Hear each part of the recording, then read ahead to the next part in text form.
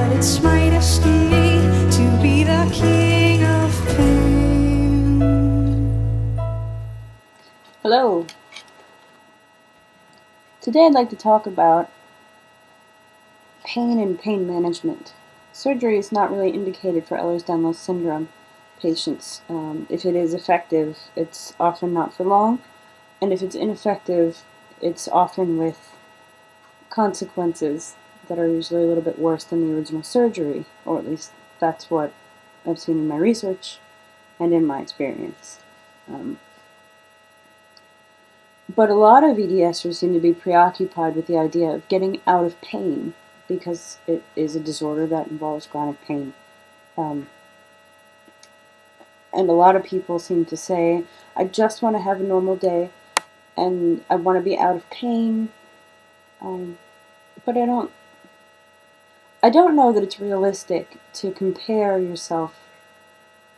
It's not for me. It's not realistic for me to compare myself with my perception of the ideal, because all it would do for me would be cause constant panic and constant upset. I'd rather be able to accept myself and find a level of pain that I'm willing to adapt to so that I can move on with my life, because there is more than the preoccupation with pain to live for.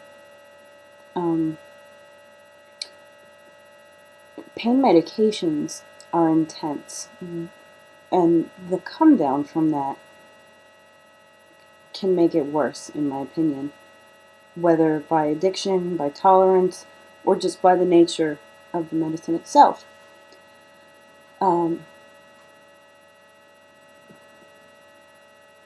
It's an astronomically high bar to decide that you're going to try to get yourself out of pain, be it for a particular joint or for your whole body.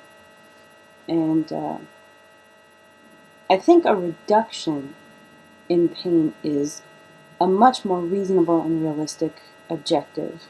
Proper ergonomics, proper range of motion, adaptive technology, the right braces, whatever you need to do to reduce what you're going through is probably going to be more helpful than trying to get to the end goal of being and staying out of pain entirely. I feel kind of badly for people who are in too much pain to participate in life, because I wonder how they define it and how they quantify being in too much pain. The other thing is that it takes precious little time for chronic pain to bring you down and to prevent you from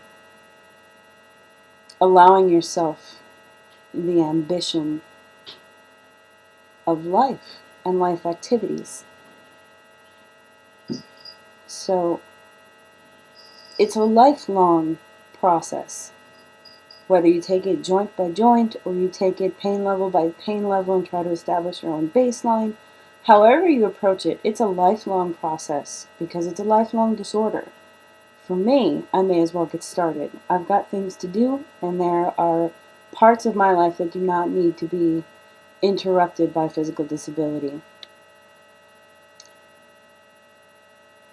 I want to see more people talking about what they do to deal with the pain, to deal with the dislocations, to reduce hypermobility, what braces you're wearing, how you wear them, how long, but also what you do as far as physical therapy, occupational therapy, to keep from needing them, or to at least reduce the number of injuries, because injuries and pain are inevitable. And if you're freshly diagnosed and you're watching this, I'm sorry to give you that news, but unless you were recently born, you already know this information, and I'm just bringing it to the forefront.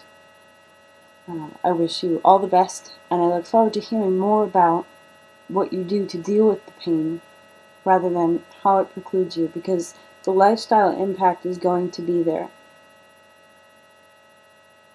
And I don't know what the path is to accepting it, but mine was to not need to accept so much of it by reducing the amount of pain that I'm in through a little bit different lifestyle, like healthy range of motion, a good environment, adaptive tools for writing, for walking, for everything, all the right braces, and the right attitude. That's that. Take care. Happy holidays. There's a fossil that's trapped in a high cliff wall. There's a dead salmon frozen in a waterfall. There's a blue whale beach by a springtime sail. There's a